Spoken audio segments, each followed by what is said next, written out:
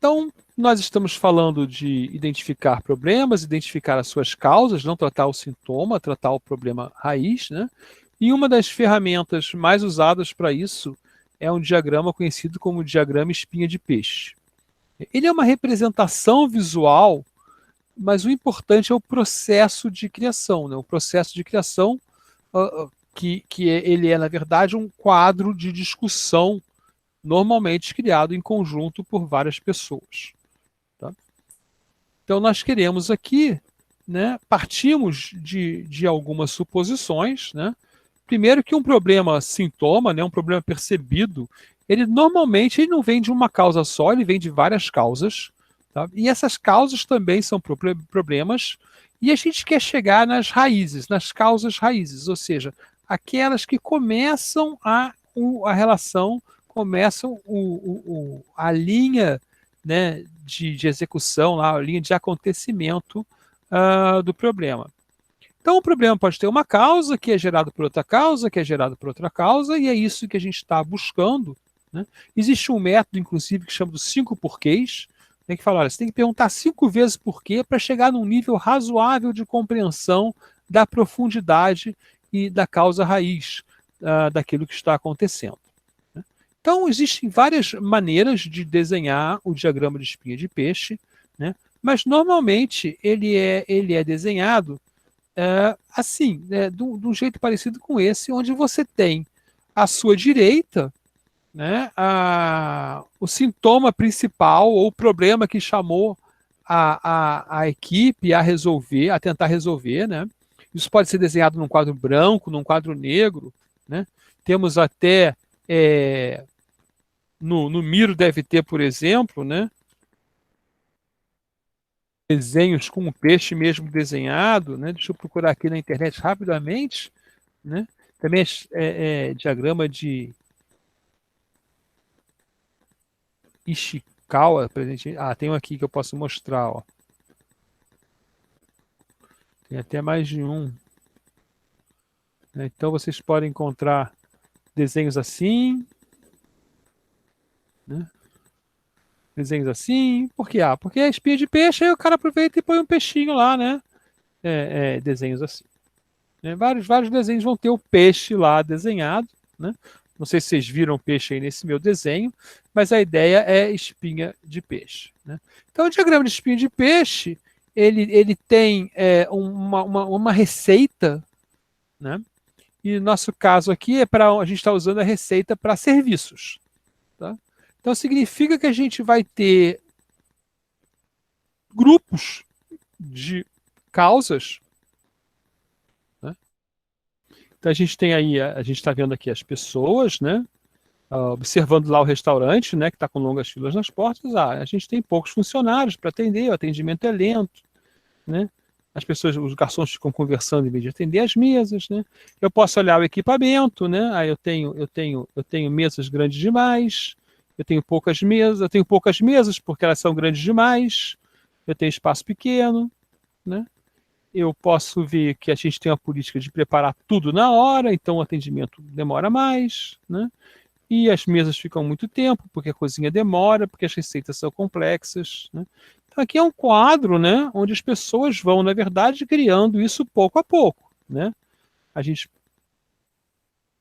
começa com o problema principal, né? E temos problema com pessoa, e alguém fala, poxa, o atendimento é lento, vai aparecer.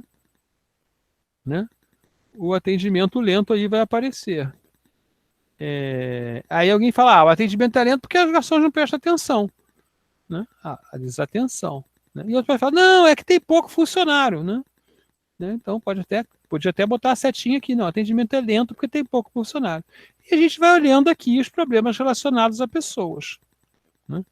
Não precisa se preocupar muito, inclusive porque um passo comum é reorganizar os problemas no final numa relação causa-efeito. Esses grupos são apenas para nós nos organizarmos né, ao pensar, né, organizar a nossa cabeça para procurar com mais foco, né, a causa do problema.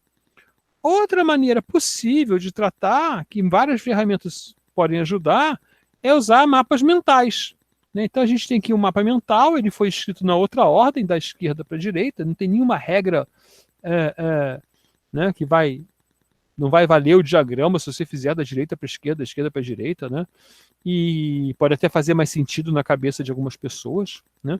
E esse tem a vantagem de você poder resumir o diagrama depois se quer fazer uma explicação, né? Existem várias ferramentas de mapa mental. O mapa mental é uma ferramenta muito boa de usar, né? Eu gosto muito de criar mapa mental. Estudando mapa mental é muito interessante, né? Existe uma ferramenta que eu uso que é open source, né? Mas também tem ferramentas na rede que você pode usar, né? A ferramenta que eu uso ela é então, o Miro tem mapa mental, né? A que eu uso é o FreeMind. Ver se está instalado aqui, está instalado. Eu vou mostrar para vocês rapidamente. Ou só uma folha de papel também, né? Para depois passar. Folha de papel, quadro branco. Hoje em dia a gente tem uma vantagem, pode fazer as coisas no quadro branco e tirar retrato, né? Eu faço muito isso em sala quando eu estou discutindo tese com os alunos, né? Outro dia mesmo um aluno fez um monte de... A gente estava pensando, pô, vamos botar as fórmulas. Ele estava tentando me explicar, mas eram umas fórmulas, botando no quadro branco, e a gente foi tirando retrato, apaga o quadro branco, tira outro retrato. A gente criou uma facilidade de fotografia, né? Então aqui é a ferramenta, ó. Posso fazer um mapa mental novo, já aparece o principal ali, né? Motivos para usar mapa mental. Né? Aí a gente vai lá, insere aqui, né? Organiza o pensamento. Não precisa se preocupar com regras, né? Ele não é... Tem outra coisa que a gente fala que é modelagem conceitual, né? O mapa mental é sem regras, né? Mas a mesma linguagem gráfica é usada para fazer coisas com regras. Tá? E aí ganha outro nome.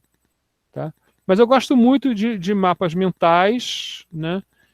Tem um colega professor, inclusive, que o site dele de professor é um mapa mental, e você vai clicando e vai expandindo, porque essas ferramentas geralmente permitem criar sites, né?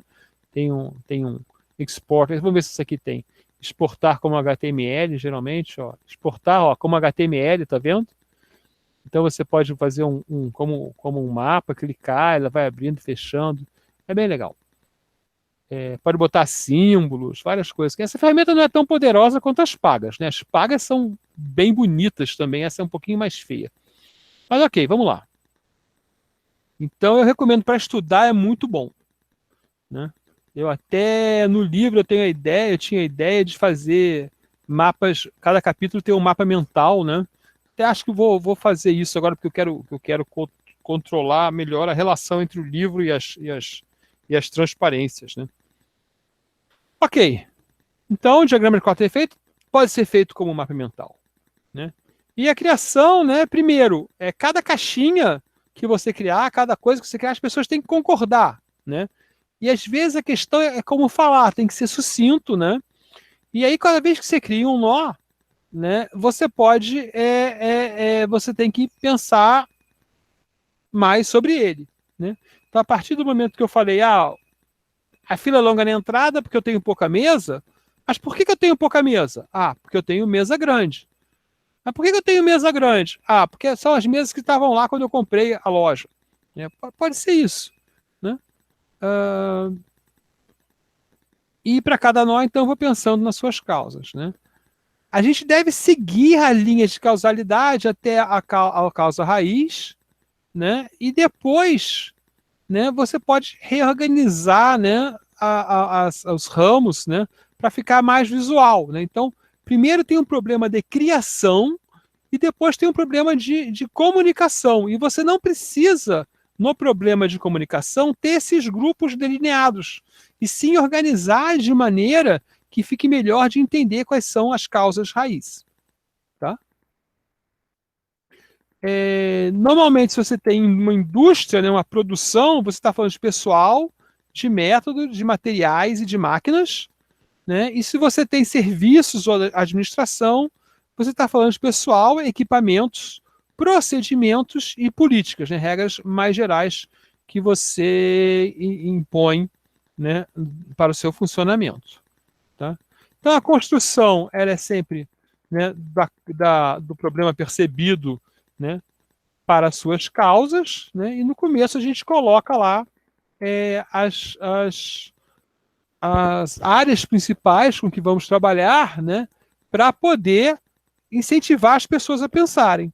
Então, eu estou falando aqui, longa fila da porta. Alguém logo vai falar, eu sei por quê. Porque tem um problema de poucas mesas. Eu tenho muito cliente, pouca mesa, não consigo sentar os clientes. Ok? E aí você, mas por que você tem pouca mesa? Você continua porque aquela ideia está na cabeça das pessoas, entendeu? Então, por que você tem pouca mesa? Eu tenho pouca mesa porque o espaço é pequeno. Eu tenho pouca mesa porque as mesas são grandes. Aí eu vou perguntar, mas por que o espaço é pequeno? Porque eu gasto muito espaço na cozinha, né? A cozinha ocupa espaço demais. Porque foi o investimento que eu pude fazer no início. Foi o investimento inicial. Não consigo escrever, estou botando só as siglas aqui, né? E aí a gente vai ver, poxa, mas se é um problema de investimento, hoje você já pode investir num espaço maior, né? Se o problema é mesas grandes, podemos comprar mesas menores, né? Isso vai vir depois, desculpa, né? Mesa grande acabou aqui, né? Por que é mesa grande? Porque é a mesa que tem. Mas eu também tenho outro problema aqui, ó. Eu tenho um problema aqui, ó. Atendimento é lento. E aí, vamos expandir. Tem outro problema aqui, ó. Demora muito fechando a conta. Veja que, se o meu problema principal for o atendimento é lento, é possível que eu não tenha uma solução de software. Tá? E isso é uma questão bastante importante para a gente, porque normalmente a gente quer vender o nosso software. Né? E aí, a gente às vezes se propõe a vender um software que resolve o problema errado.